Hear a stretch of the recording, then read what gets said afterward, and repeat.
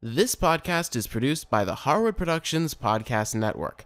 To learn more about the network and to find more of our shows, visit us online at www.harwoodpodcast.com.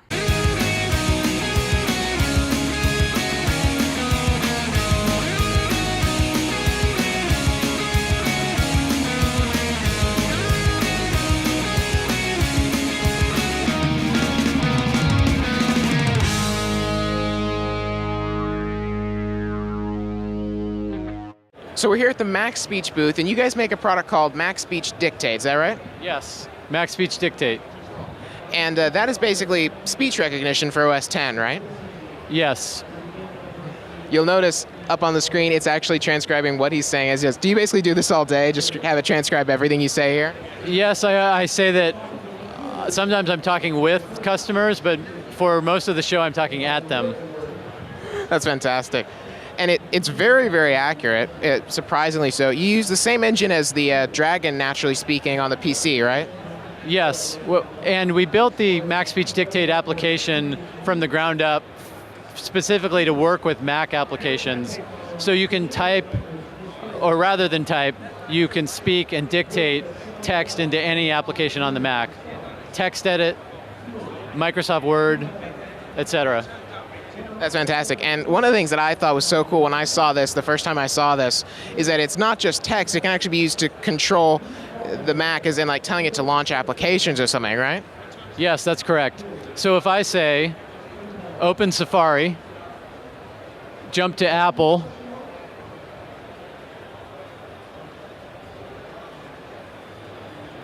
jump to Google, wedding chapels in Paris, press OK.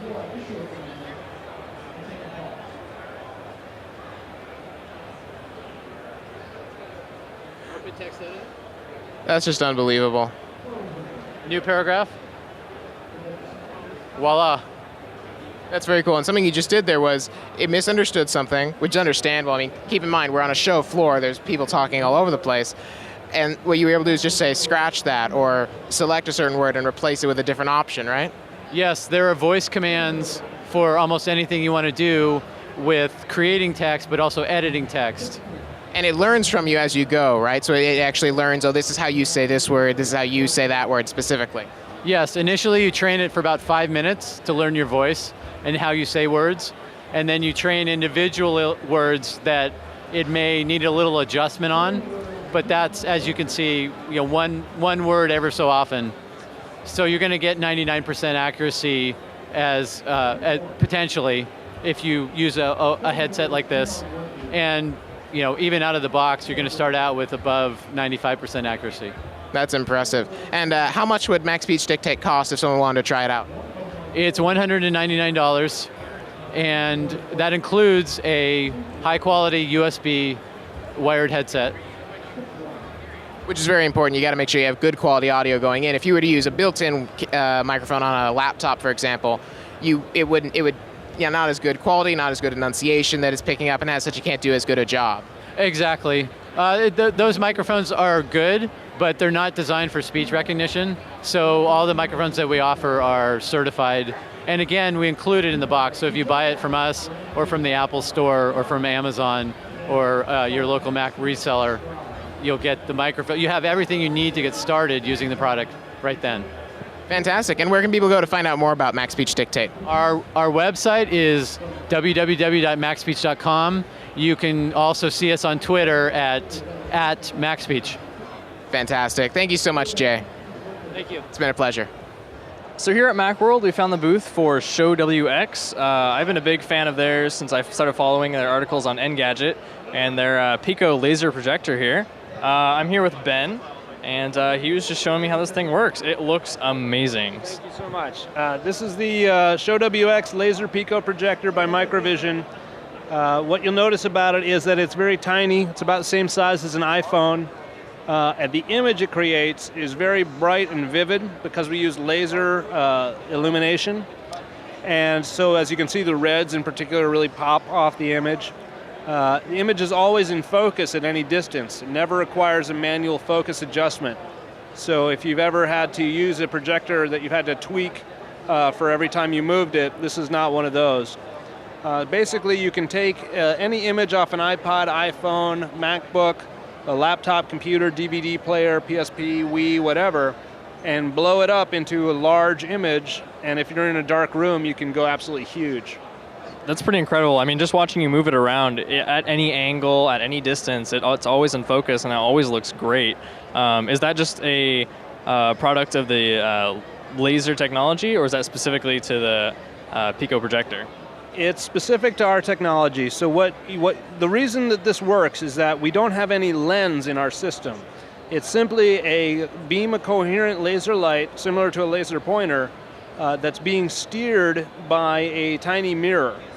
And so that's why it's always in focus. It's always in focus for the same reason a laser pointer is always in focus. It's just a beam of light, and it's traveling across the field of view extremely rapidly. So to put it succinctly, the reason it's always in focus is that the size of the beam expands at the exact same rate that the overall image expands in size. Got it. Okay, so a little technical, but I get what you're saying there.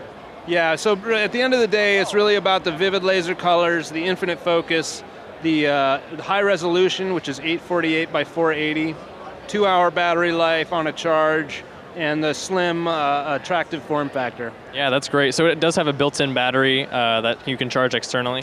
Yeah, user-replaceable lithium-ion battery for 2 hours on a charge. That's great. So, long enough to watch a movie on in the car. Yeah, absolutely. You can watch just about anything you like and still have time left over. That's great. So any idea on release dates or pricing? It will be available in March via microvision.com for about $500. That's really great. Really reasonable for something so awesome. I'm glad you think so. Definitely. Well, thanks so much for the info, and I'll definitely be checking this out when it comes out in March. Thanks for coming by. Thanks so much. So we've just finished Macworld. I'm about ready to pass out. You? Yeah, my legs are wobbling and tired.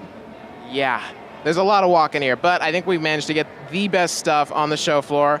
We'll be back to our regularly scheduled audio program next week, so never fear. We will return covering all the tech news that came out here that we didn't manage to get video of. But a lot of great stuff, I think. Oh yeah, a lot of great stuff here at Macworld. This is my first time here, and just the stuff here is unbelievable. So if you haven't come before, you have to come next year. Definitely, and I think it's clear that Apple pulling out of Macworld didn't hurt it one bit. This place is still packed. So until next time, I'm Cameron Harris. And I'm Sean O'Brien. We'll see you next time.